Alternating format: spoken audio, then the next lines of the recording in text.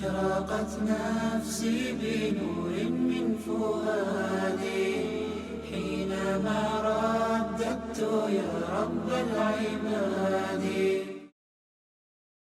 بسم الله الحمد لله والصلاة والسلام على رسول الله عليه الصلاة والسلام. رب اشرح لي صدري ويسر لي أمري واحلل عقدة من لساني يفقهوا قولي. So we wanted to talk about Ramadan, and as you saw, the title is a very optimistic, positive title, and it's looking at this Ramadan as a new opportunity, as a renewed opportunity to do something good, inshallah. So, today is a good time to briefly touch on the current situation. So, what we're going through at the moment is it's not really the punishment of Allah. The punishment of Allah is extremely serious, and it's not something that is light or easy or simple or something that we can just tolerate, and not experience anything or not feel much. So the punishment of Allah is an extremely severe and serious thing.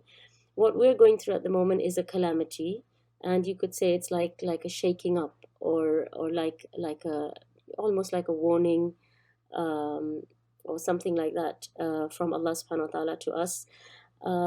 Of course, a lot of us have gone far, far, far away from Allah, from our deen, from the Quran, and sometimes these things happen to as a reminder, to tell us where we have gone, and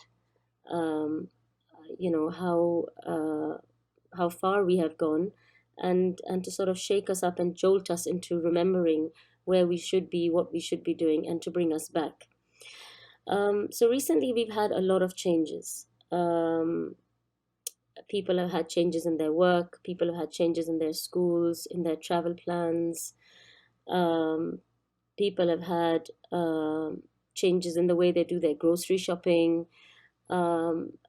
People have had different levels of changes in their lives. So you have, recently I've been, my children, they showed me they sent me some silly videos, of younger people who have made videos of themselves crying because they haven't eaten sushi for the last 3 weeks, or people crying because they haven't I don't know, been shopping, or been to a mall for the last 1 month, or so what I'm saying is that people are being affected by this in different ways. And a lot of these so-called, what I would call first world problems, it really brings home the fact to us that we are extremely attached to the dunya, and we are our dependence on the dunya and our attachment to the dunya is to a level where it's almost scary to think that this is how involved we've become, that we feel like we've been shaken up to our core just because we can't do little things like go to the mall or buy a set of clothes, or eat some sushi or things like that. For other people, this test has shaken them up in a slightly more serious way. So, for example, they have lost loved ones. They have, there are people who are seriously struggling with basic day-to-day needs. They're not able to meet their day-to-day needs because of financial problems that this calamity has brought along with it. So, those are slightly more serious. If we look at the life of the Sahaba, the Sahaba,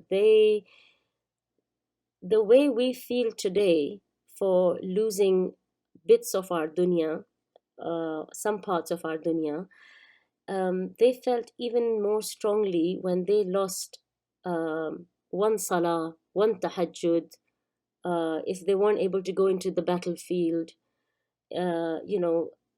These kind of things, they were devastated by any of these losses. They didn't have clothes, they didn't have food, they didn't have fancy dwellings. So for them, their heart was attached to their akhirah. That is where they were, that is where their construction is going on. That is where they are building. And so if they lost anything from that domain, it had a huge impact on them. And for them to miss one tahajjud, they felt like something extremely precious had been snatched away from them. Whereas, if we look into our lives, our lives are very, very different. We miss Fajr Salah. I mean, I'm talking about the Tahajjud Salah that they missed and they felt like such a huge loss. We miss Fard Salah and we just think, oh, it's just one of those things, and we just carry on. It hardly has any effect on us. It's like we're unaffected and we just carry on.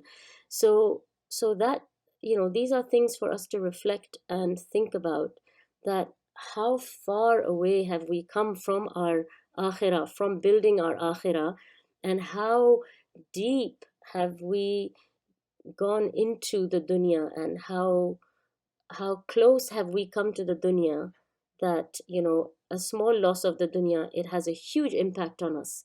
You have people, for example, when they lose stocks and shares, or they have a financial calamity, or they lose somebody, a loved one. A lot of people, their life just comes crashing down, and they just can't carry on. Their existence depends on these things. So uh, the thing to focus on is that we have had some changes uh, at this moment in time, as we approach Ramadan, and we have had some things which have been constant, or are going to stay constant, or are going to, stay as they are. One of the major constants that we have at the moment is Allah subhanahu wa ta'ala. Okay, so Allah is still watching us. Allah is still accounting us. Allah is still rewarding us and punishing us. Allah subhanahu wa ta'ala is there, and everything that's connected to Him, it remains exactly as it is. And as long as our hearts are attached to Allah, we haven't lost anything, and the change is just going to be like a tweak in our routine. But we will persevere, and we will just continue in our journey back to Allah subhanahu wa ta'ala. As even though this is a calamity, but the greatest calamity is not death, it's not sickness, it is not not being able to eat food, or not getting food, or financial problems. What is the greatest calamity? Yes, exactly. The greatest calamity is a calamity in your deen. Okay, ask a parent whose child has, for example, left the deen or something like that. This is the biggest musibah.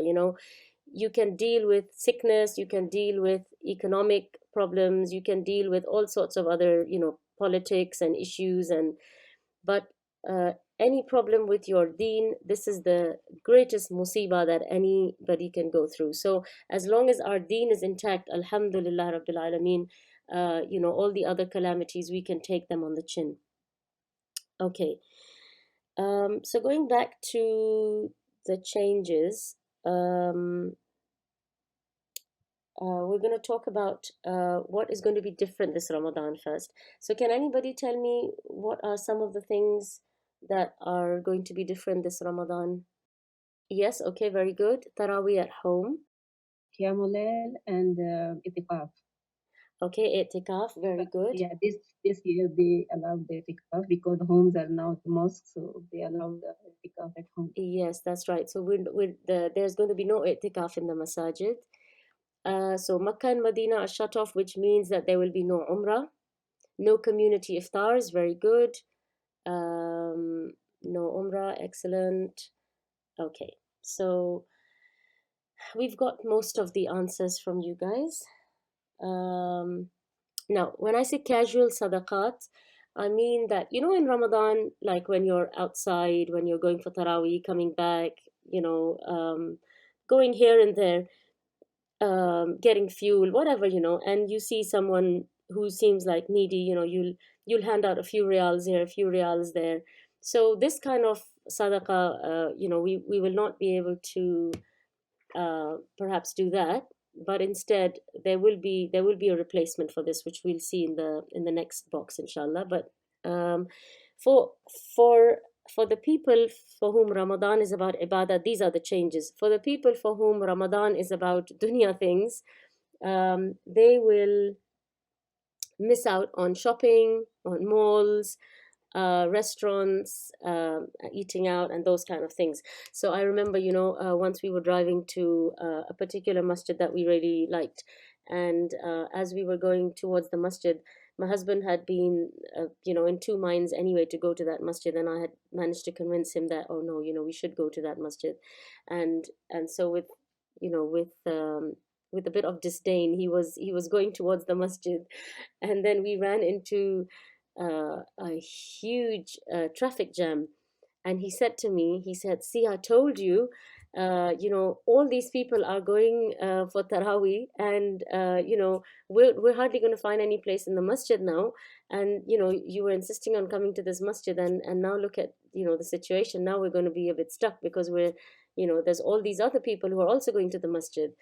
And it just so happens that this masjid was next to a mall, and it's not even a fancy mall, it's like a really ordinary mall. And then as we drove up and we parked up for the masjid, and as we walked towards the masjid, we realized that the masjid parking lot was empty, and the parking in front of the masjid was empty. So we were really confused, and we were thinking, where did all these people go? And then we realized that these people had all gone to the mall. So for a lot of people, so somebody has said doors of Jannah will still be open. So we've got that. Anybody, anything else that we will continue to have in Ramadan like we normally have? Yes, very good. Fasting. We'll continue to fast. Yes, very good. So the fasting will continue, the shayateen will be chained up, the doors of hell will be still locked up, salah will continue. Yes, opportunity for forgiveness, a reward for good deeds, mashallah, excellent. So we have a lot of things which we will continue to have that we have always had. And if you look at the table that I have on the screen, so if we count all of these things, we have actually got more things on the right side of this table than we have on the left. So we have more things going for us than not going for us. So you see, for example, the Taraweeh, okay, we're not having it in the masjid, but we're going to have it at home. I want to talk about some of these points one by one. So again, I have written sadaqah. So, like I said to you, that the sadaqah, you can't do it as you are in and out of the house, but you can continue to do sadaqah online. So there are lots of, websites and places like that which take online donations. So you can continue doing that. You can, in fact, if anything, you can be more regular with it and do it on a daily basis. You can set out a time where every day, for example, after Fajr or after Asr, you make a small donation to some place online. Okay, so now I want to talk a little bit about, first of all, I just want to say something in general about the changes. This time we are going through a slightly different Ramadan. For us, this is a bit different, not to be able to go to the masjid, not to be able to have iftar gatherings, etc. But this is something that has been happening for a long time for some people on an individual level. For example, who do you think has experienced this in the past and why? Okay, yes, very good. So new Muslims, people in war zones, uh, okay, mothers with small kids, yes, they have had to stay at home mostly. No umrah, no taraweeh in the masjid. Prisoners, prisoners through the years. This is how they have celebrated Ramadan in the prison, and with with so, almost like you could say, there's the spirit of Ramadan for them is very different. I personally went through a Ramadan like this about 12 years ago myself. I was having my uh, baby number 4, and when I was 8 months pregnant, I went for an ultrasound, and they said there was no heartbeat. So the baby had passed away, and I gave birth to the baby 2 weeks before Ramadan commenced, and it was a very, very difficult time, as it is, because having to deal with the loss of the baby and all the other issues that sort of came as a domino effect along with it. And then I was really looking forward to Ramadan as the um, as the time for renewal and for strengthening, etc. And ironically, obviously, I couldn't fast, I couldn't pray because I was in a postnatal period, and it wasn't something that was going to finish very quickly. It was going to carry on for at least a month, if not more. And I just thought to myself, this is before Ramadan had started. I just thought to myself that this is going to be probably my worst Ramadan, because I can't fast, I can't pray. I'm in this situation.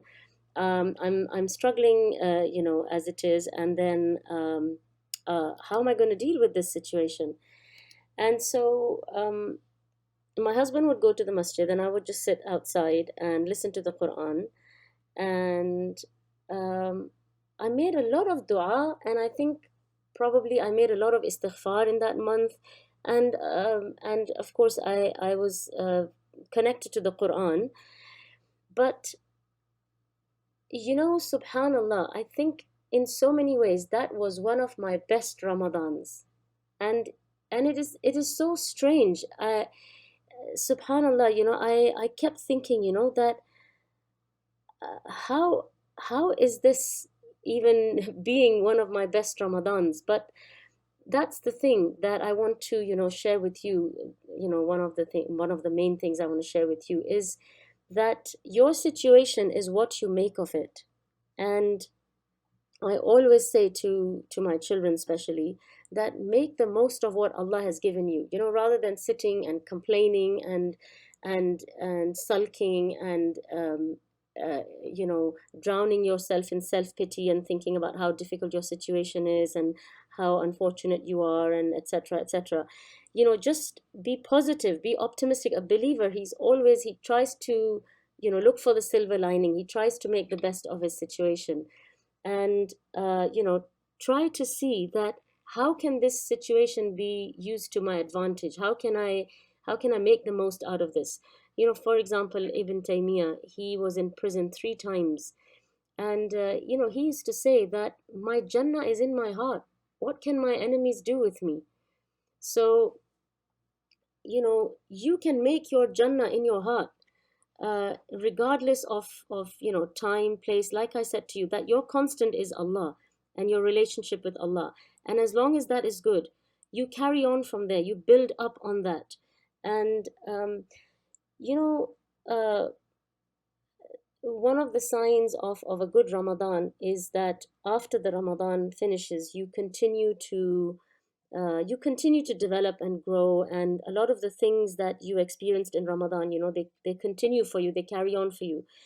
And this Ramadan that I told you about myself, this was one Ramadan where I saw things actualize, which I was amazed at, and that's why it was like an indication for me that this was a very good Ramadan. And so it's really what you do with your Ramadan, what you do with yourself during this Ramadan. And also to focus on what you have. So gratitude is a very huge part of this equation. So what you focus on is really what you will get out of that situation. So it's just like I always give the example of the boy with the cake. So imagine that there is a boy, and he has a slice of cake, one slice of cake, and he is beaming, he is very happy, he's extremely ecstatic that he has a piece of cake. And then on the flip side, you see the picture of the boy who has a plate in his hands with the full cake, the entire cake, with a slice missing, and he is very sad and he looks like he's about to, start sobbing. So you see, you have to ask yourself, who has more cake? The boy with the entire cake. But he's focusing on the slice that's missing in that cake. And so he's upset. He's not happy. Whereas the boy who's got one slice, he's focusing on what he has, and so he's very happy. And so this is a concept that you must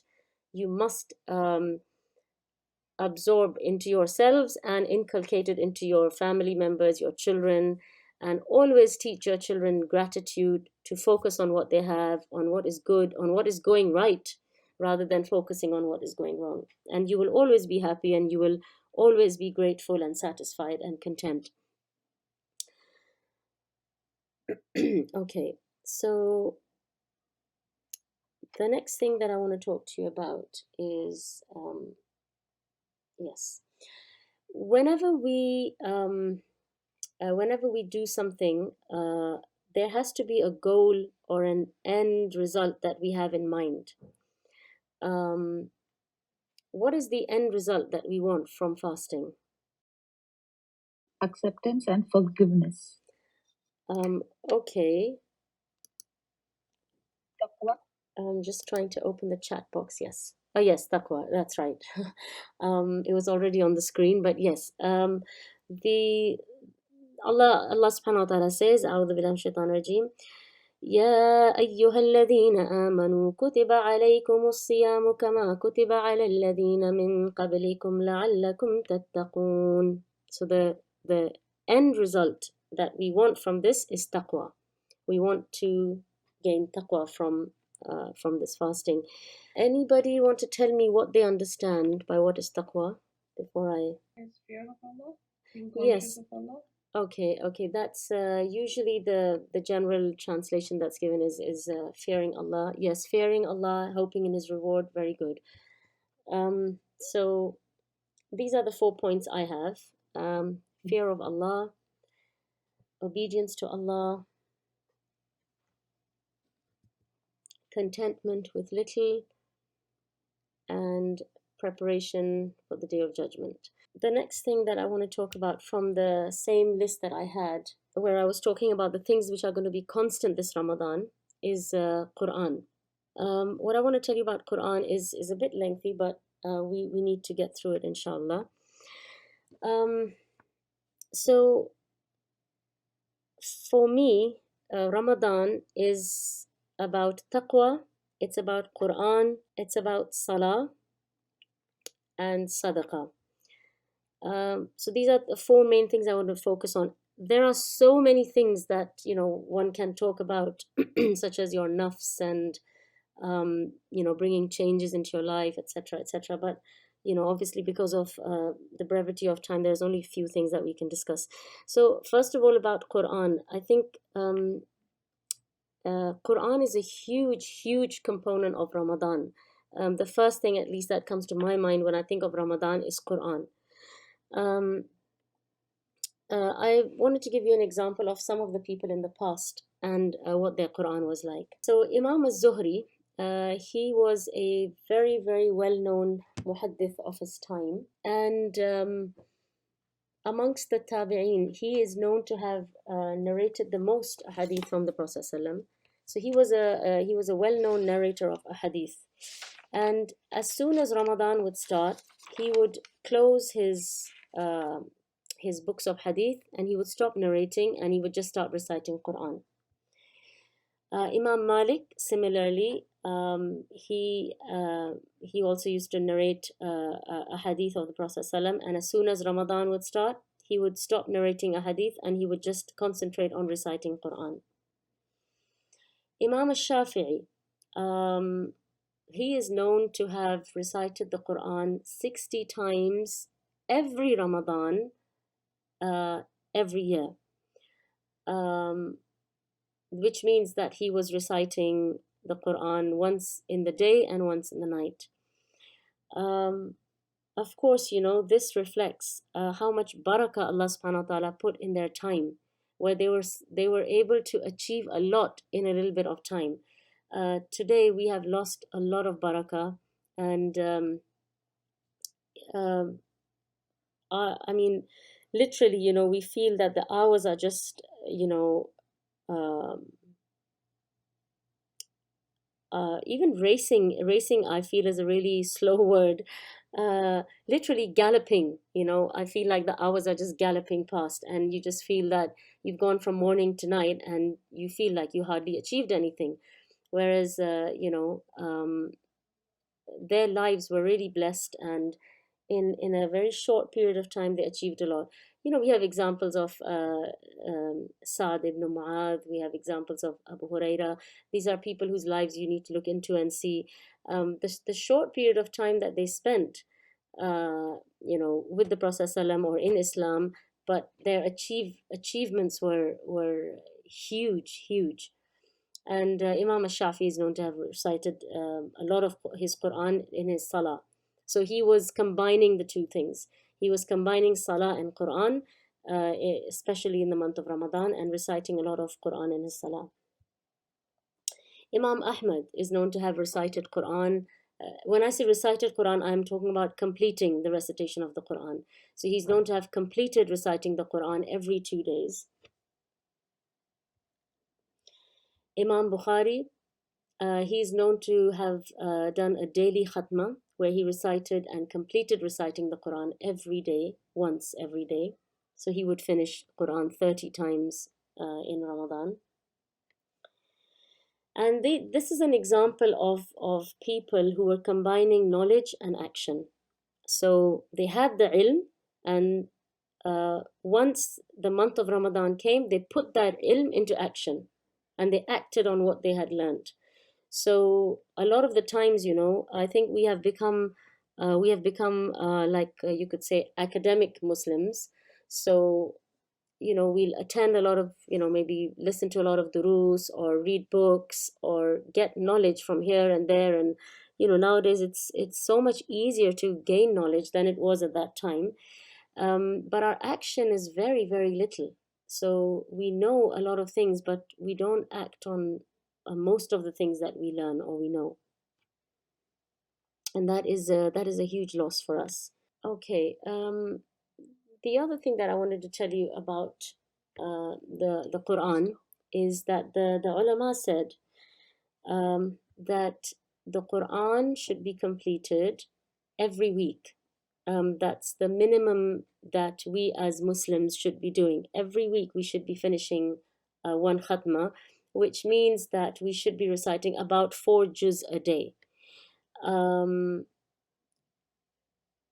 The second opinion is, or not the second opinion, but if you're not able to do it in a week, then they said then at least try and do it every 10 days, which means that you should be able to recite 3 juz a day, so that in 30 days you can finish the Quran 3 times.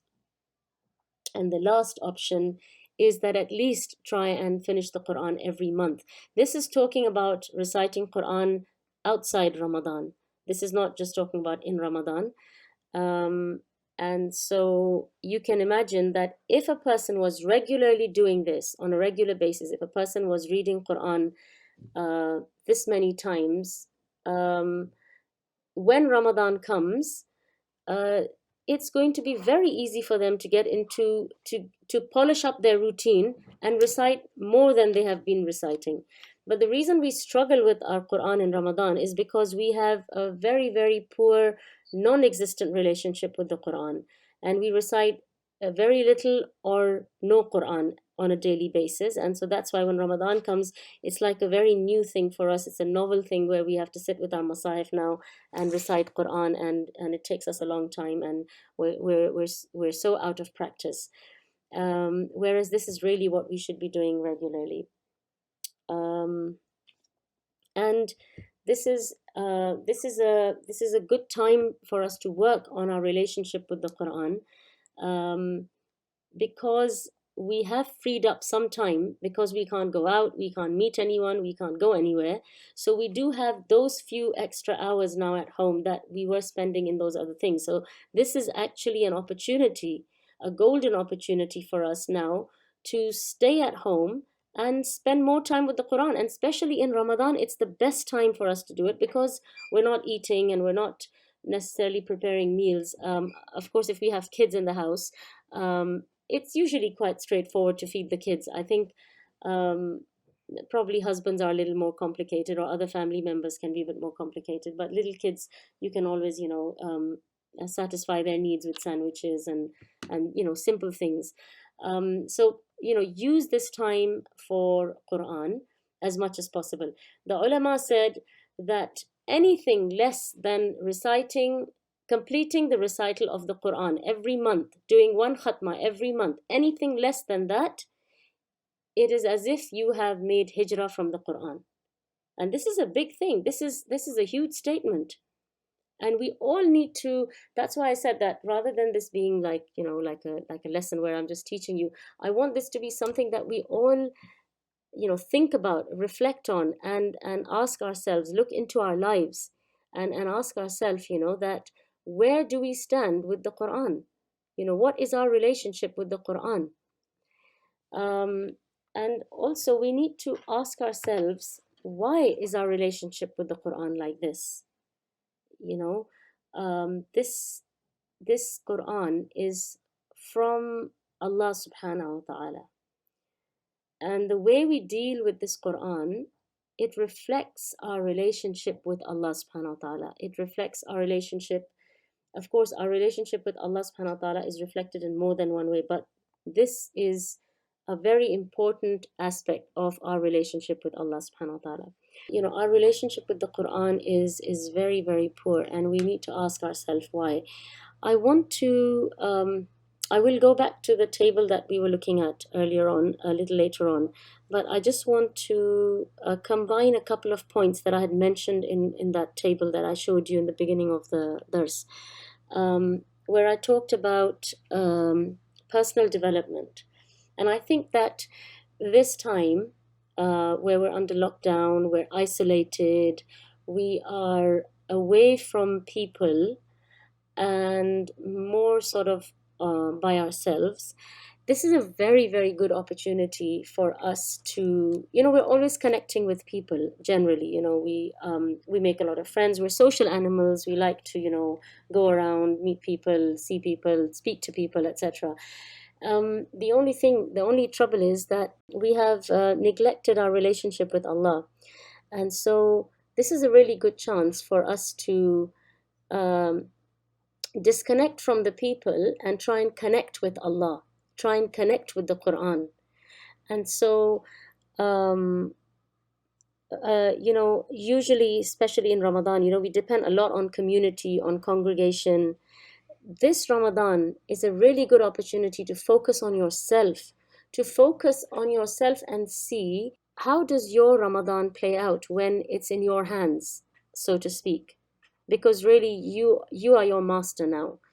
Usually, it's just easy for most people to, for example, go to the masjid and, stand in congregation and attend salah, where, the imam is leading them in salah, and everybody's salah it gets done like that. So this is a good chance for us to see that when it's left up to me, what do I do with my time? What do I do with my Ramadan? How do I behave in my Ramadan when it is just, me and myself? Of course, we still have, families and households. So, people will still be doing, salah with their husbands or their sons or their brothers, etc. But still, there will be a large, there will be a bulk of time where it will just be you, and it will just be what you are doing with your Ramadan. And this is a good time to focus on your relationship with Allah. So your relationship with the Quran, your relationship with Allah, these are things which go hand in hand. And like I said, that your relationship and your connection with the Quran, it strongly reflects on your relationship with Allah. a lot of people, give this example of a letter that somebody you love, let's say somebody you really love sent you a letter. Um, let's say your child or your best friend or somebody like that sent you a letter, or sent you a message. Um, you know, Several times in the day, you will go back to that message and just read it. Why will you do that? Anybody? Yes, exactly. It makes you really happy. Every time you read it, you just feel so happy inside.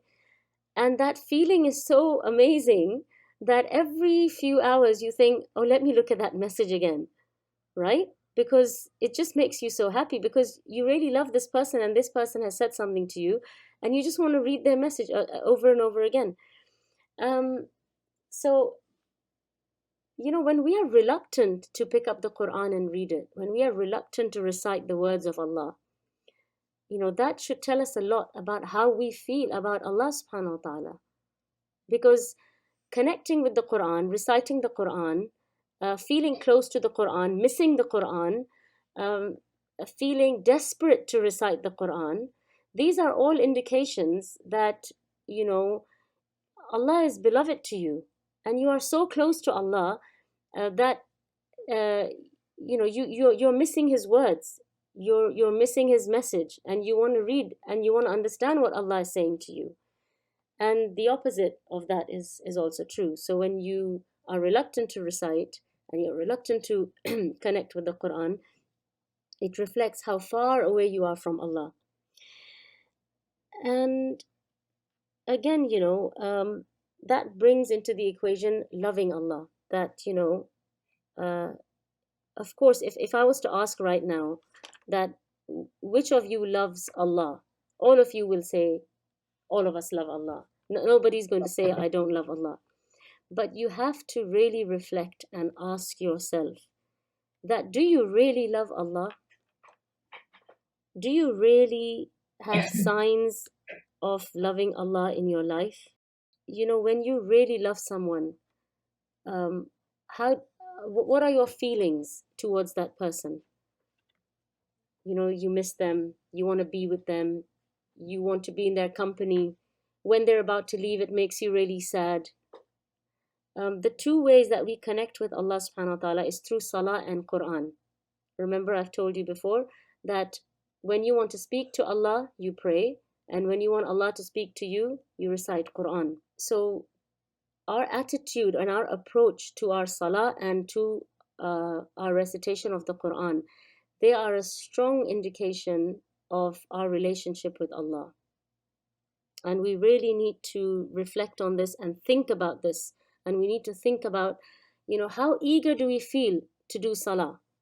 Are we happy to do salah or are we reluctant to do salah? When salah time comes, do we think, oh, I'll do it in a little while? Do we try and put it off? Or are we eager and we say, oh, alhamdulillah, it's salah time, the Prophet ﷺ used to say to Bilal radiallahu anhu, arihna bis salah. This was his relaxation. For us, our relaxation is once we've ticked off the box of salah. Once we have, it's like a burden, and we've freed ourselves of that burden. I will come back to salah later on, but I just want to finish talking about Quran right now. This is a habit of daily recitation of Quran that we need to inculcate in ourselves and in our children. And we cannot expect our children to do it if we don't do it. It's just like one of those things, where you tell your children to do one thing, but you do another thing. So you can't be sitting and watching, videos on YouTube and ask your children to be reciting Quran all the time. That's not going to happen. So they will really do what they see you doing. And so when you see them reciting a lot of Quran, then you can be happy in your heart because they must have seen you doing it and that's why they're doing it. The Salaf had two types of khatmas. They had khatmatul tadabbur and they would have a khatmatul qira'ah. The khatmatul tadabbur would take them 1 year. So they would recite Quran and reflect on it, and this khatma would happen after a year. So this is something which they would keep doing, and this Quran would finish at the end of 1 year, and this was just their reflection their reflecting portion of their Quran. Then they had a khatmatul qira'ah, which is something that they did weekly or every 10 days or monthly. And that went side by side, hand in hand with the khatmatul tadabbur. So they were very, very close and attached to the Quran. And like I have mentioned before, to one of my, in one of my durus, that the Sahaba, they did not have this practice that we have today of sitting and memorizing Quran. When we want to memorize Quran, we have to sit down, we open our masahif, and we give a portion of our time to memorizing Quran. They just recited so much Quran that they knew it. Just like, for example, those of us who recite Kahf every Friday, we have not sat down and actively tried to memorize Kahf, but we know lots of parts of Kahf by heart because we've recited it so many times. So their practice of Quran was was something regular. They were very, very closely connected to the Quran. I mean, really, subhanAllah, today as I was preparing this, I was thinking to myself that if the Sahaba came and saw us, and they saw how we spend our time, and they saw how much Quran, or should I say how little Quran we recite, I don't know. I think they would die of shock, because this is something completely, this is a completely foreign concept to them, to be away from the Quran, or to not recite Quran, or to not be familiar with the Quran. And for example, when I was talking about earlier, when I was talking about barakah in their time, for example, Ibn Taymiyyah, I told you he was in prison about 3 times, and in the last time that he was in prison, if I remember correctly, he recited, he completed the recitation of the Quran 80 times, and that was just before he died. And talking about the barakah in his time, as you may have or may not have heard, he has written a book called Aqidatul Wasitiyah. Does anybody know how long it took him to write that book? I have mentioned this a very, very long time ago, but it's a long shot. Maybe somebody remembers or somebody knows. Aqidatul Wasitiyah, which is like a classical book today on Aqidah. It's studied across the globe in different schools, universities. Yes, it did take him a few hours, but do you know how many hours? Yes, mashallah. He wrote it between Asr and Maghrib. So I'm just trying to tell you that this is how much barakah they had in their time. And if you read Aqidatul Wasitiyah, it has got lots and lots of verses of the Quran. So you can imagine how familiar he was with the Quran for him to have, written this down so quickly. If we were to sit down and write something like this, it would probably take us like a lifetime, and we still, I don't know if we would even finish. Going back to our point of the khatma of the Quran. Sorry, just one more point I wanted to mention about the barakah and the blessing. When Ibn Taymiyyah, he passed away, he passed away in prison. And the muaddin, when he found out that Ibn Taymiyyah had passed away, he got up and he announced to everyone that Ibn Taymiyyah had passed away. By the time they got him out of the prison and prepared his body for burial, there were 300,000 people who attended his janazah. So, and this is in a time where there's no Twitter and WhatsApp and there's no social media. This is just by word of mouth, that people are finding out. And so many people came. I'm just trying to emphasize the barakah in their lives. And, whatever little they did, it was a lot. And, Ibn Taymiyyah, he wrote, he died at the age of 67, and he wrote 591 books. So their time was really, really blessed.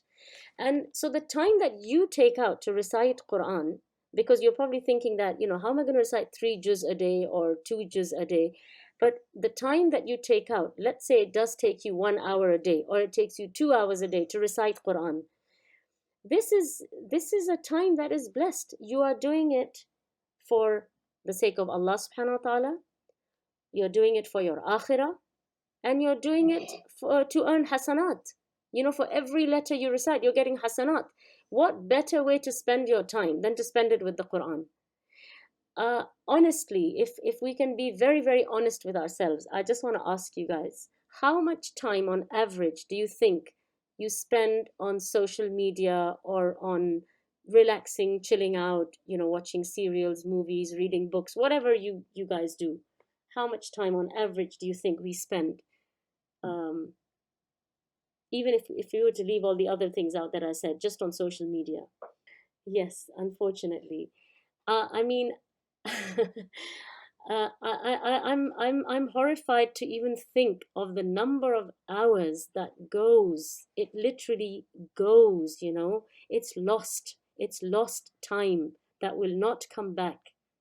And we spend hours and hours of that time, and we say to ourselves, we console ourselves and we convince ourselves that I don't have time. I've got children, I've got house, I've got husband. I can't sit and read 2 juz a day. I can't. How can anybody expect me to do that? But the amount of time it would take you should try this out one day. Recite 2 juz and time yourself and see how much time it takes you to recite that amount of Quran. It will just eat out of your social media time, and that will be time well eaten out of, if there is any such term. Because really, if you think about it, we're racing this calamity, this virus, and the number of deaths of people. It has really put us in very close proximity with death. We are seeing death very close up, and we're seeing that life is unpredictable and that death is very, very close to us.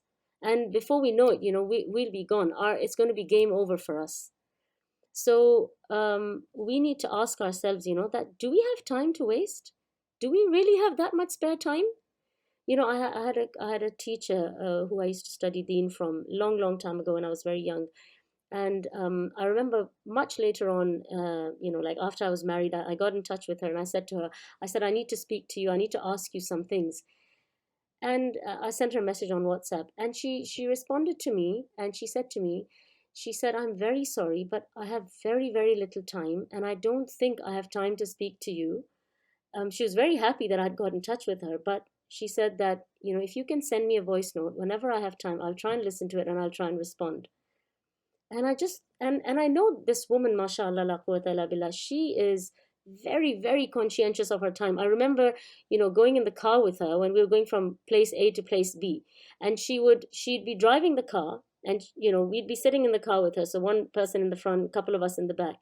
And she would say to the person in the front that, can you please open the Mus'haf? And I'm going to recite my, the part that I've memorized. And can you just listen to me while we're driving? So no chit chat, no time for, small talk. And as we would drive from place A to place B, she would recite her Quran. And, she would have finished her revision for that day by the time we got to, our destination. So you see, these are the smart people. These are the clever people, because they know that this time is precious, and Allah has given this time to us as a gift, and Allah will ask us about it. And imagine our shame on the Day of Judgment to stand there and to explain how much of this time we have wasted. So going back to our table, before I go on to other things, we've covered a few points on that table. I just want to see what else there is that I want. Yes, I wanted to cover Adhkar. So one of the main things I wanted to cover in Adhkar is istighfar. Istighfar is a very important dhikr anyway, but at this time, with this calamity that has befallen us of COVID-19, this is an extremely, extremely important dhikr that we need to do. And it is extremely important it's a two-way istighfar or forgiveness that we need to look at. So the first one, which is more straightforward than the other one, is that, you might have certain misunderstandings or certain disagreements with some people. There are people you don't get along with. There are people you don't like.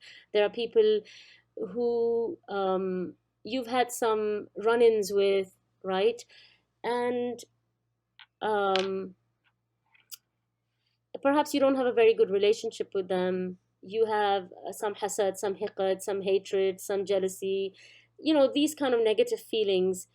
This is the time when you see people are dying left, right, and center, and you think it's a very good time to think about those particular people that you are not fond of, that you have had problems with, and to ask yourself that how would I feel if this person became sick with this disease or was on their deathbed? And it almost like scares you, because you think, astaghfirullah, oh Allah, I've forgiven them. I don't want anything bad for anyone right now. I just want Allah to protect everyone.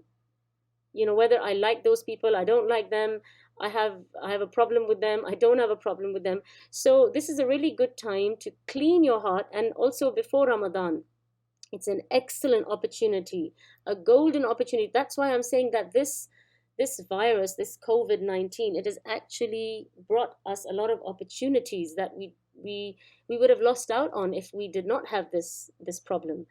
And so it's a very good time to sincerely and genuinely clean your heart towards everyone, and really want good for people, and you don't want anything bad for anyone. So, and that is a huge achievement if we can do that, because under normal circumstances it's not easy to let go of these things that we have in our heart towards people. And they did this and she did that and she was like that with me, and we just like we can dwell on them for like years and years.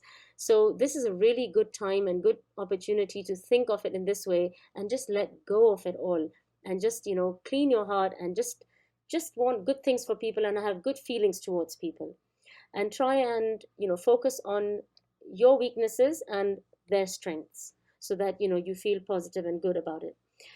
The other aspect of istighfar is our own forgiveness, and asking Allah and begging Allah subhanahu wa ta'ala to forgive you. Now I want to tell you a small you could say like it's basically from the tafsir of a couple of ayahs in the Quran. But before I go into that, I just want to tell you that if we are sincere about asking Allah subhanahu wa ta'ala to forgive us, this is something that we all want, and this is one of the gifts of Ramadan, that Allah subhanahu wa ta'ala, He forgives us. And we have like a triple offer, right? Allah says, Man sama Ramadan, man qama Ramadan, man qama laylatul qadr, imanan wa ihtisaban, ghufira lahu ma taqaddama min dhanbih. So Allah subhanahu wa ta'ala is giving us a triple offer, that if you fast, if you pray qiyam, and if you pray laylatul qadr, all your previous sins will be forgiven. And there's nothing like that. I mean, imagine that your sins are forgiven, and you are freed from the hellfire. Every single night Allah subhanahu wa ta'ala frees people from the hellfire. Every night Allah frees people from the hellfire. Don't wait for the last 10 nights to ask Allah to make you from the utaqa'i minan nar. From day one, beg Allah, ask Allah to forgive you and to make you from those who are freed from the hellfire. We cannot indulge in sin throughout our day of fasting and then ask Allah to forgive us at the end of the day and say, I don't know why Allah has not forgiven me.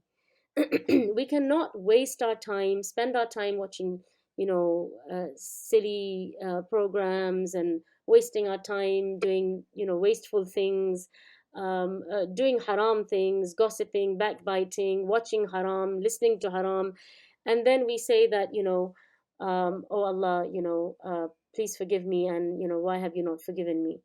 So we should really be ashamed before we stand in front of Allah subhanahu wa ta'ala and ask Allah to forgive us. So in Jannah, each believer's bed or his couch or whatever you want to call it will be the length of about 100. It will be 100 arms length, so it will be very high. And when the believer wants to get onto his bed, the bed will come down so that the believer can get onto the bed. And then on this bed or on this couch, the believer is free to roam around Jannah wherever he wants. So this couch will fly him around Jannah and take him wherever he wants in Jannah. May Allah subhanahu wa ta'ala get us to Jannah. And he will keep flying around Jannah until he sees one of his friends on his couch. And so both their couches will come in close proximity to each other. They will come next to each other. And this person on his couch, he will say to the person, to his friend on the next couch, he will say to him that, "Oh, my brother, when were we forgiven? You know that look, you know, we made it to Jannah." And they will know what their actions were in the dunya. So they will say to each other that, "Do you know when Allah forgave us? That, you know, Allah forgave us, and through His forgiveness and through His mercy, we entered Jannah." And so the other one will say to him that it was at such and such gathering that we attended, you know, that where Allah looked upon us and He forgave us. Because as you know, when you attend halaqat of dhikr, when you do any good action that Allah is pleased with, Allah can forgive you. And so we don't know what that moment is where Allah looks down on us and He forgives us and He pardons us. And once Allah forgives you, that is all you need. Once Allah forgives you, you know, you have saved yourself from the fire and you have entered Jannah.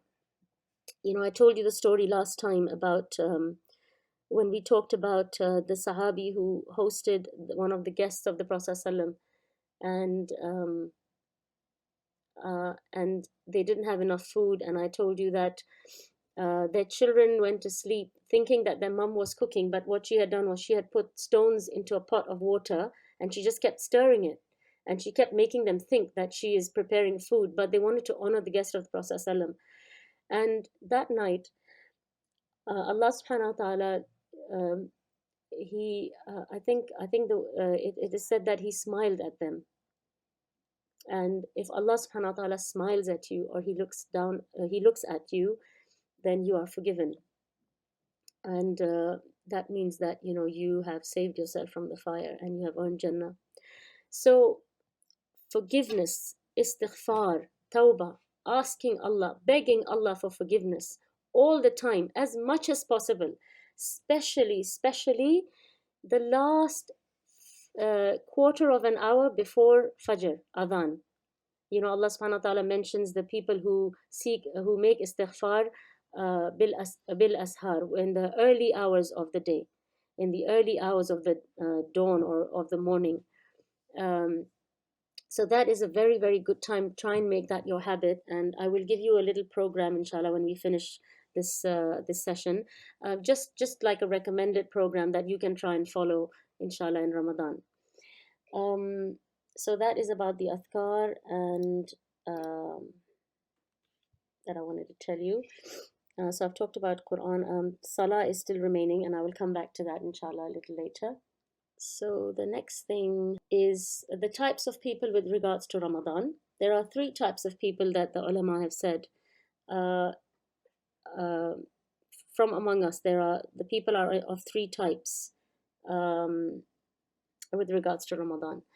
The first type of person is the person on whom this month is very heavy, and it's almost like he anticipates it with worry and almost anxiety, and he thinks, "Oh my God, it's going to be Ramadan in 3 days, it's going to be Ramadan in 2 days." He's doing the countdown, but he's not doing it out of happiness and out of joy, but out of worry, because this month is it's heavy on him. He's, for him it means he's not going to be able to indulge in any of his shahawat, his food, his drink, his desires. It's a burdensome guest on him.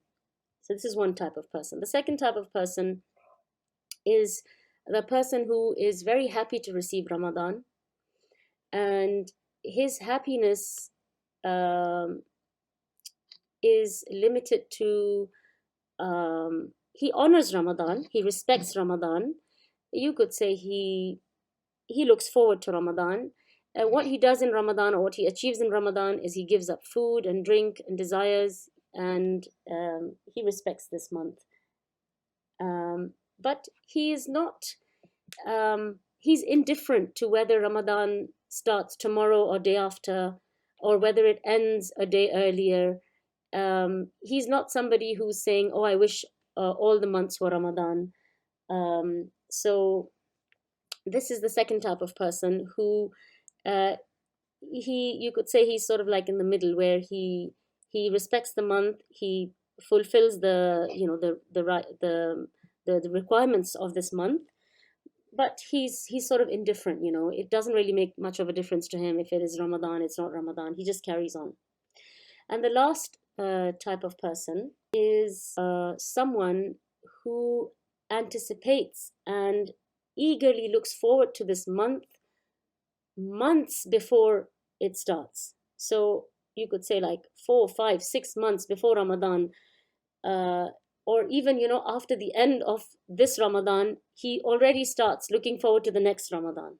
This is that third kind of person where, you know, he is just, he really wishes that every month was Ramadan. So he looks forward to Ramadan as soon as Ramadan ends.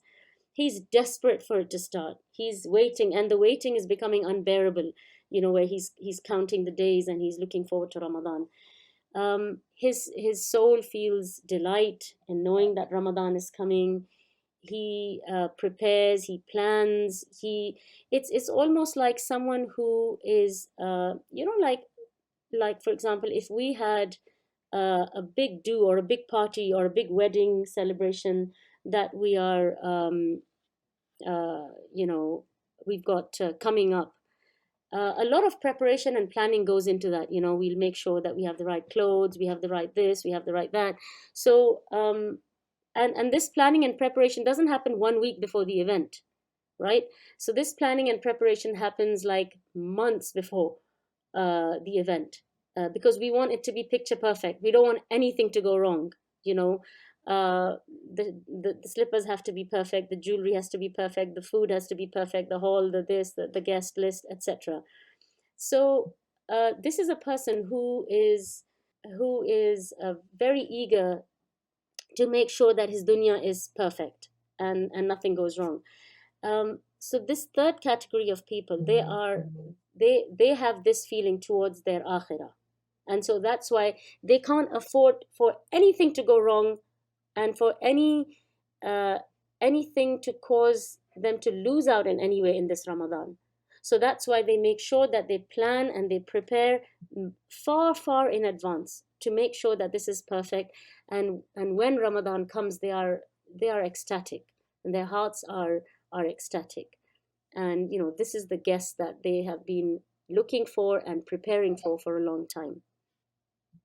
And they're looking forward to the rewards of Ramadan, because these are the people who understand what Ramadan is, and that's why they're looking forward to it. You know, it's the some of the scholars, they gave the analogy of a sick person who anticipates recovery. Can you imagine if you know someone who is sick and you know they're waiting to get better, or you yourself are sick and you're waiting to recover? How eager would you be for that recovery to happen? That's how eager they are for Ramadan. And similarly, you know, they gave the analogy of a parent waiting for his child to return. And like I said, that the third category, may Allah subhanahu wa ta'ala make us amongst them. Why do they anticipate Ramadan? They anticipate Ramadan because they understand what Ramadan is. We know that this is the only action that Allah subhanahu wa ta'ala says that this is a private thing between him and his slave. It's like a secret action between him and his slave, and he will reward us for it. And he does not give, he does not limit the reward to a certain amount or a number. So we can't even understand how much the reward for this is. I think the scholars said that the angels, they're not able to record the rewards for this because they don't know how much Allah will reward us for this. So it's a really amazing deed, and that's, if we understood the rewards that await us, we would wish the whole year was Ramadan. And of course, once the shayateen are chained up in this month, this gives us an opportunity to do more good. It's just like, for example, let's say there is a store which sells some of the best things in the world, and the only problem with the store is that they have a very high tax. So whatever you buy, you pay almost twice the price of that product because you have to pay a lot of tax. So imagine if this store said that for 1 month, we are going to cancel out the tax.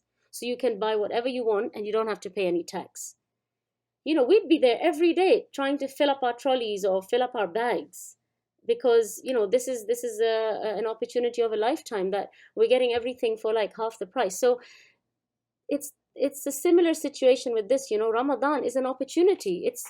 It's an offer that Allah subhanahu wa ta'ala is giving you, and it's an opportunity for us to avail. This is a golden opportunity for us to earn as much reward as possible and to fill up our bags with good deeds as much as possible, because one of the hindrances in us achieving or doing a'malus salihah is the shaitan, right? He makes us lazy. He makes us procrastinate. That's another thing that we have learned through this test of COVID-19, is to not procrastinate.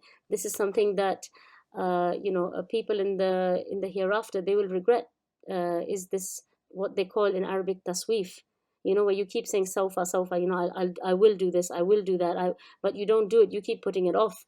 So those of us who put some things off, and we said, oh, we'll do it later.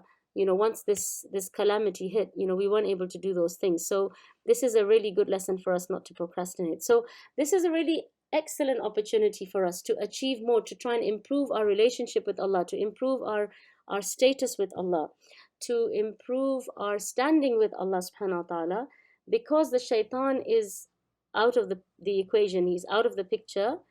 And now whatever is going wrong, it is probably the our nafs that is causing us to slip and fall. But this is a good time to try and improve yourself and increase yourself in the sight of Allah subhanahu wa ta'ala. The next point is Laylatul Qadr. So obviously, this makes this month extremely special, because this night, it gives so much barakah in your life. As you know, that our lives are not as long as the lives of those in the past, where they would live for hundreds of years. And so Allah subhanahu wa ta'ala has gifted the Prophet ﷺ with this night, which gives us 83 years worth of worship in one night. So if you were to give sadaqah on this night, or pray on this night, or make istighfar on this night, it is as if you have done it for 83 years. And the last thing is, of course, a huge, you could say a huge part of Ramadan is istighfar, asking for forgiveness and asking Allah to forgive you. And this is what the Prophet ﷺ, he said, right, that غُفِرَ لَهُ مَا تَقَدَّمَ بِذَنْبِهِ. So istighfar and having your previous sins forgiven, having your neck freed from the hellfire, these are such crucial things that how can we not give Ramadan any importance, knowing these things? I just wanted to bring this to your attention because I thought it was very interesting. So I just wanted to tell you some of the special things that have happened during Ramadan in the past years. Before I start, can anybody mention a few things that are demarcated by having taken place in Ramadan? Battle of Badr. Yes, very good. Battle of Badr. Quran was revealed. Yes, very good. So other than the Quran, interestingly, most of the scriptures were revealed in Ramadan. The past scriptures, most of them, they were revealed during Ramadan. So I'm just going to quickly mention to you some of the other things. Isa alayhi salam was raised up on this during this month.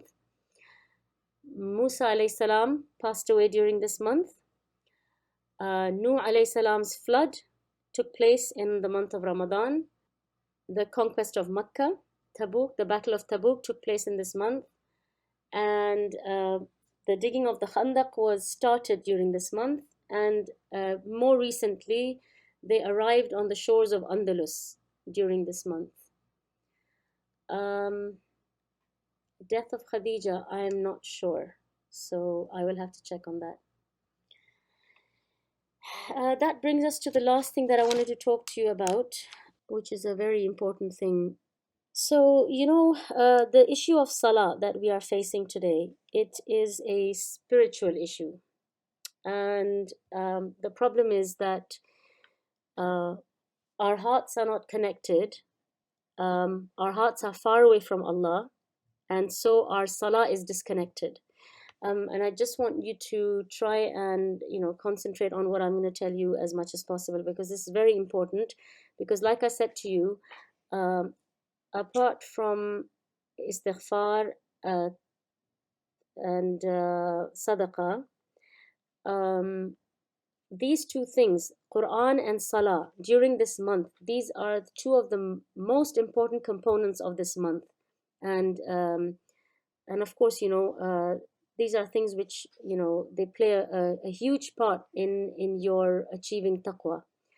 So again, it is interconnected with your relationship with the Quran, but let's just talk about this. So the reason you are not able to have the right kind of you could say state of mind, khushu, attention, the right approach, the right attitude towards Salah, is partly because you don't know who you are standing in front of. The way we behave with Allah, it is shameful. If somebody was to transcribe what is going on in our mind while we are standing in Salah, we would be embarrassed. The kind of thoughts that are going through our mind while we are praying to Allah, while we are speaking to Allah, while we're in the process of communicating with Allah. If somebody was to see on the side what is going on in our head, it would be an embarrassment for us. And that is because we don't realize, Allah subhanahu wa ta'ala, He is as-Sami', He is al-Basir. Who are we standing in front of? He is al-Qayyum. Once Musa alayhi salam, he asked Allah subhanahu wa ta'ala, Musa alayhi salam was very friendly with Allah subhanahu wa ta'ala, and he made all sorts of requests to Allah subhanahu wa ta'ala. And Allah Azza wa Jal, out of His kindness, He he responded to what Musa alayhi salam said. And so Musa alayhi salam asked Allah subhanahu wa ta'ala, he said, "Oh Allah, why do you not sleep?" And so Allah subhanahu wa ta'ala said to Musa alayhi salam, He said, "Hold these two bottles." He gave him two bottles made of glass. And He said, "Just hold them and stand with them." And so Musa alayhi salam held these two large bottles, and he stood with them. And he stood and he stood and he stood until it became night. And when night came, Musa alayhi salam started to become tired, and he became fatigued. His body started to get exhausted. And so sleep took him over, and as he fell asleep, the bottles fell and they crashed and they broke. And he obviously became shocked when that happened. And then Allah subhanahu wa ta'ala, He said to Musa alayhi salam, He said, "How can you expect me to sleep, and I am the sustainer of the universe?" You see, Allah subhanahu wa ta'ala is showing Musa alayhi salam that Allah is Al-Qayyum. He is always there. He is always present. He is always watching us, hearing us. When we are standing in Salah and we have this this brain which is daydreaming, and it's going everywhere, and it's going round, and it's going here, and it's going there.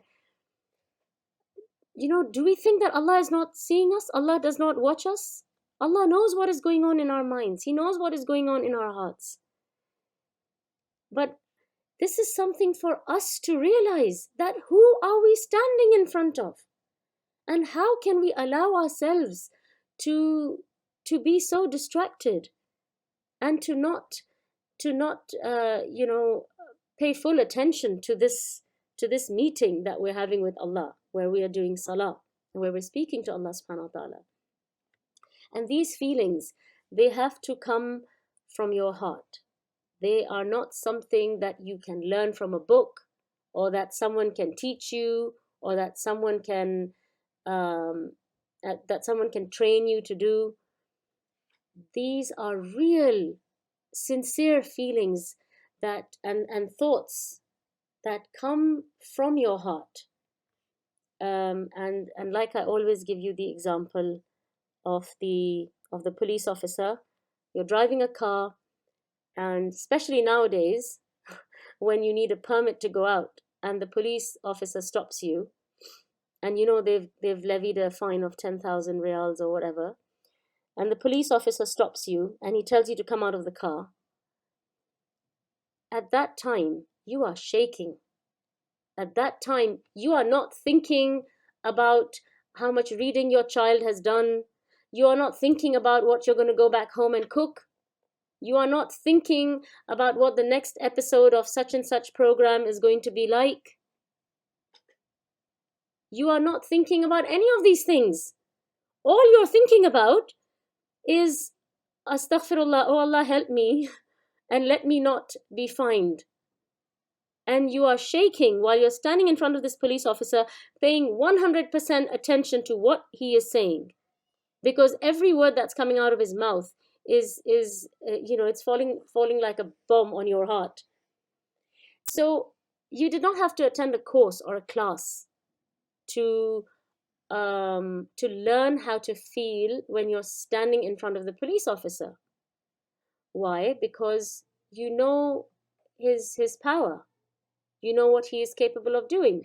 You know that he can fine you. And you know that there's nothing that you can do about it if he decides to fine you. So you are shaking and you are paying 100% attention to what he's saying, because you know who he is and what he can do. And so it makes you realize that we don't know Allah. We don't know who we're standing in front of. And we are just standing there, and it's almost a burden that we're trying to offload, and just to tick off the box and say, I did my fard. And that is all that you will get from that salah. And we are almost doing this salah as if Allah is in need of this salah. And it's not really us who need that salah. Allah subhanahu wa ta'ala is al-Ghani. He does not need our salah. He does not need our ibadah. He does not need our khushu'. We need it. We need to concentrate in that salah for ourselves, for our benefit. Allah does not need our fasting.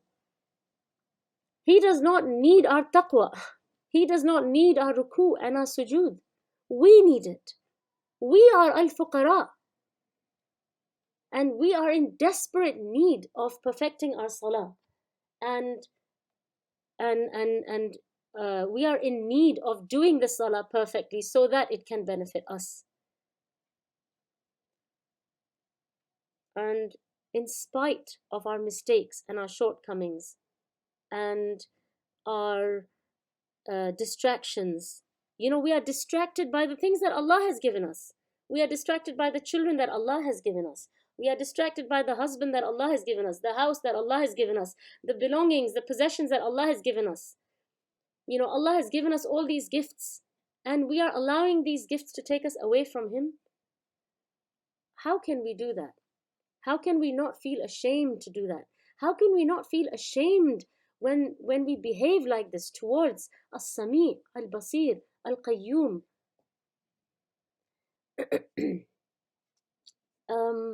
And in spite of our weaknesses and our shortcomings and our lack of respect for Allah subhanahu wa ta'ala, He allows us to, to He allows us to enter another Ramadan. There are people in their thousands, if not millions, who have lost their lives recently, and they have lost their lives just before Ramadan. And they would have never thought that the last Ramadan was their last Ramadan. And I always say this whenever Ramadan comes and whenever I do a Ramadan reminder, that, maybe this is your last Ramadan. It's just we never think of it like that, because we never think that death is that close to us. And again, I always give this example, but I want to give it again. If you were invited by someone big, someone important, let's say the Prime Minister of the UK, Boris Johnson, he said that you can come and have a meeting with me for 15 minutes. I will, he gives you an appointment and he says, this is your time slot. You can come and you can speak to me and you can, have a meeting with me.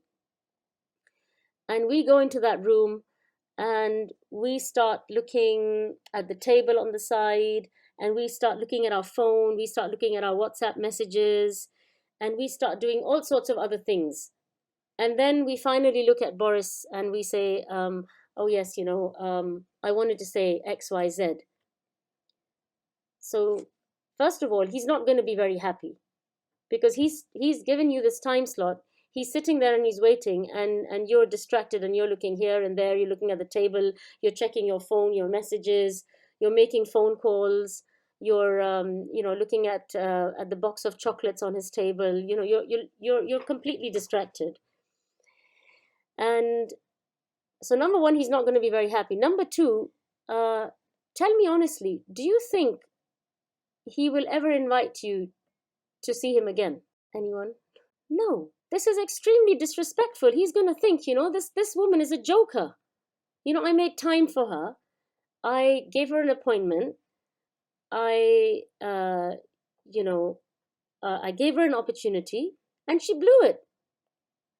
This is probably the last time you ever get invited to see him. But Allah subhanahu wa ta'ala, He is so kind, He is so merciful, that in spite of one trashy salah after another, one trashy Ramadan after another, and He still gives us another opportunity. Every salah that you stand for and you make takbir and you say Allahu Akbar, you should be drowned in gratitude that Allah subhanahu wa ta'ala has given you yet another chance to stand in front of Him and pray to Him. That Allah has given you another opportunity to turn towards Him. That Allah has given you another opportunity to ask for forgiveness. This is such a huge, huge blessing.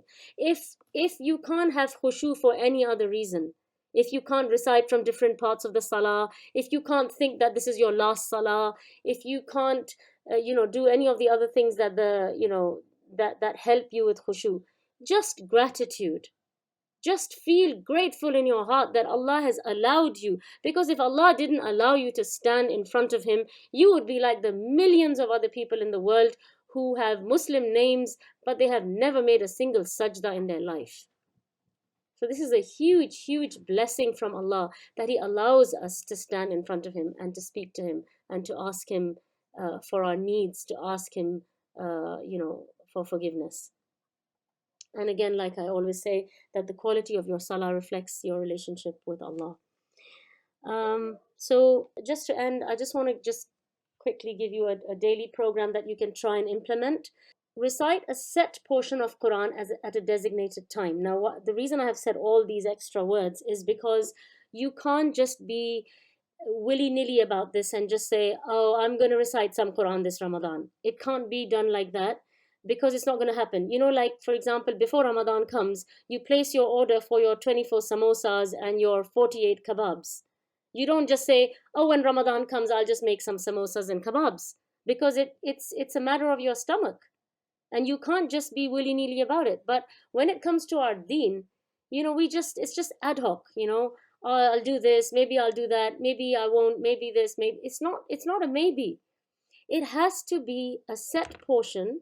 It has to be something that you have decided and planned.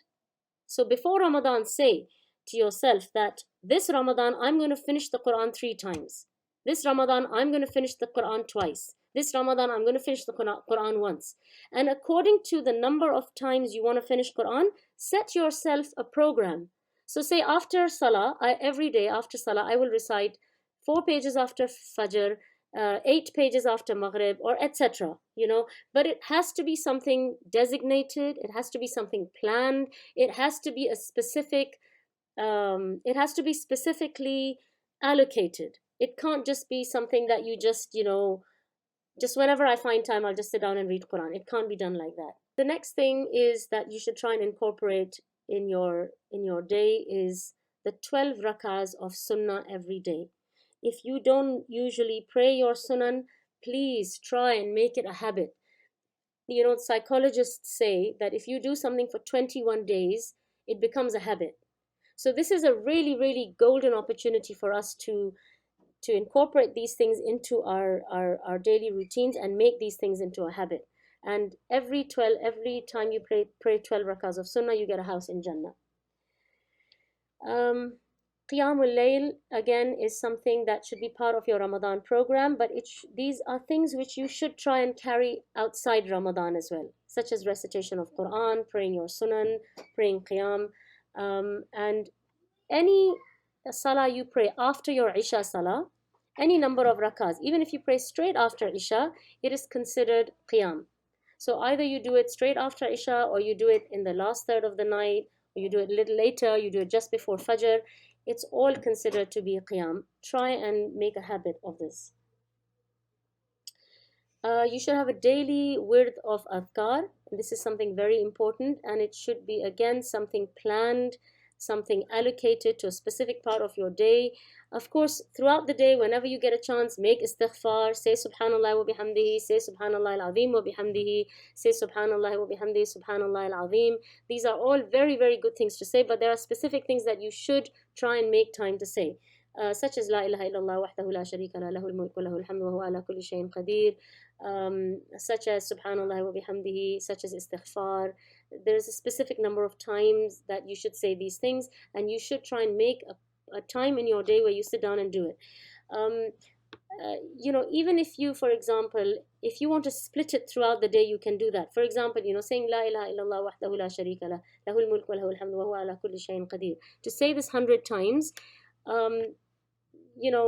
recently I was trying something out, and I said that before I pick up my phone to do anything on it, whether it's to make a phone call or to look at a number or to check something, I said I'm going to say la ilaha illallah wahdahu la sharika la lahul mulku wa lahul hamdu wa huwa ala kulli shay'in qadir 10 times.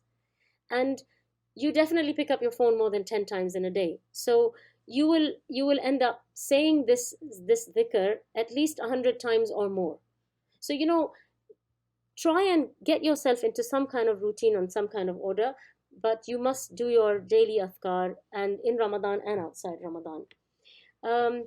Dua, this is something very important throughout Ramadan, also outside Ramadan, particularly before you break your fast. It's a very good time to make dua. It's a time of istijabatul dua, and just before Fajr Adhan. After Fajr, try and get into the habit of sitting down, stay sitting until sunrise.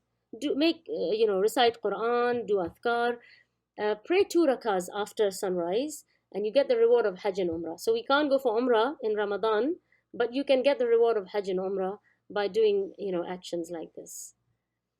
In terms of food, I hardly touched on food, but try to keep food, iftar, suhoor, quick and simple, and eat minimally as much as possible. The more we eat, the heavier we feel, and the more reluctant we feel to stand and do any ibadah or to sit and do any ibadah. As soon as you've filled your tummies, you just want to go to sleep. So try and keep yourselves light and easy so that you can spend more time in ibadah. And of course, I've already mentioned to you about the dua before Fajr Adhan. So with that, we come to the end of this reminder, alhamdulillah. just inshallah, make the most of your Ramadan, earn the fruits of Ramadan, persevere. Nobody said it's going to be easy. It is hard work, it is going to be tough, but inshallah, the reward is great. So keep going, keep going, keep your head down and keep going. And that's why the last slide was a road, because you start off on this path and you want to stay on this path. You don't want Ramadan to finish and you come off the path. So you want to stay on this path, and inshallah, to whatever degree you are able to maintain it, maintain it. And that's also a sign that your Ramadan was accepted. And don't, at the end of Ramadan, don't behave like a bird who has just been freed from prison. And you just think, oh, alhamdulillah, I've broken out of the shackles. It's not like that. You should try and stay on the path, like I said. وسبحانك اللهم وبحمدك أشهد أن لا إله إلا أنت أستغفرك وأتوب إليك.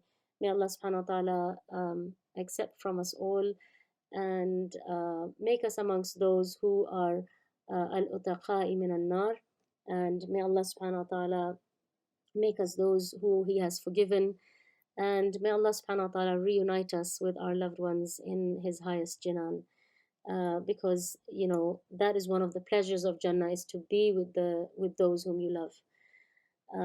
If there are any questions, I'm happy to take them. We'll leave it open for a little while. The last slide. Barakallahu feekum, and Jazakumullahu Khairan for attending and taking time out. I know it was very long, but so many things for us all to reflect on, and so many things for us all to think about, and to ask ourselves that where do we really stand with Allah? Where do we really stand in terms of our salah and our Quran and our relationship with Allah?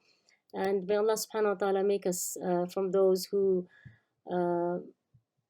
are close to Him, who are His special people, and who are amongst His choicest and beloved of His slaves. Very important point that I wanted to mention that I forgot, inshallah, that I will try and put on the group as well later on, is the point of niyyah. Because I didn't really go into any fiqh of fasting, but I just wanted to make sure that I mentioned the point about the niyyah. The niyyah of the fast of Ramadan is very, very important and crucial. You must make niyyah to fast the following day. Every evening, you must make niyyah to fast the following day. And of course, a niyyah is not something that you have to say verbally. It is an action of your heart, but you must renew that intention every day, that I will fast this day of Ramadan. You can start Ramadan by making the intention to fast the whole of Ramadan, but you must make that individual niyyah every night before the following day. Yes. If we want to be like, nowadays we are praying in Jamaat behind our husband. If I want to pray, have a long qiyam, reciting more Quran in the prayers, and having long sujood. So which salah will be much better, in Jamaat or prayer individually myself to recite more Quran in the qiyam and sujood, long sujood, long ruku? So which one you prefer? It's definitely good to try and do it in Jama'ah with your husband, but once he has completed the witr, you can always continue your ibadah. So that's why I was saying, that we shouldn't behave like a bird in a cage, who's just like been freed from prison, and you think, oh, alhamdulillah, qiyam is finished, now I can get on with my life. So it shouldn't really be like that. So once he has completed his witr, you can continue. You can you can have a break with, for example, you can just sit and recite some Quran for a while, then you can get up and you can continue doing 2 more rakahs or 4 more rakahs. You can pray as much as you like. There is no limit on that. So it's good to do that Jama'ah, and then you can carry on and do more, and do it at your own pace. So you can recite longer, you can prolong your sujood and your ruku as you like. Jazakallahu Khairan. Or maybe we can pray like long qiyam and long sujood and ruku in sunnah as well. Like praying in Jamaat only first, and then we do our sunnah our own. But so when you say sunnah, you mean the 2 rakah sunnah after Isha? Also, like 4 rakah before, like in Doha, in before Asr, you can pray. You can prolong your sunnah. I know a lot of people, they, for example, they revise their Quran, the Quran that they've memorized, because, you know, people who have memorized the whole Quran, they should be reciting at least a juz a day to revise their Quran. So, you know, the easiest way to revise your Quran, and like I gave you the example of Imam Shafi'i and a lot of these Imams, the way they were reciting so much Quran is in their salah. So, of course, you know, the fard salah is limited, but the sunan, there's you know, you have a lot of opportunity in sunan and nafila prayer, so you can prolong it as much as you like. So that is okay. But it's good if you can, you know, for example, at least do some qiyam with your husband, and, you know, if you know, you can do witr together with him, and then after witr you can still continue praying. Allah knows best. That's just my understanding. Yeah. Barakallahu feekum. There's going to be one more dars, inshallah, but that's going to be on Seerah. That's going to be next Wednesday, inshallah. And that will be our last dars before Ramadan. So in Ramadan, I like to close everything and just focus on Quran. And after Ramadan, inshallah, I will see if we are able to start our regular durus again, inshallah. If that is all, inshallah, I will close the meeting now, inshallah. May Allah subhanahu wa ta'ala help us to reach Ramadan, and may Allah help us to gain Allah's blessings and His barakah and His forgiveness, and may Allah subhanahu wa ta'ala accept it from us. سبحانك اللهم وبحمدك أشهد أن لا إله إلا أنت أستغفرك وأتوب إليك. وآخر دعواهم أن الحمد لله رب العالمين.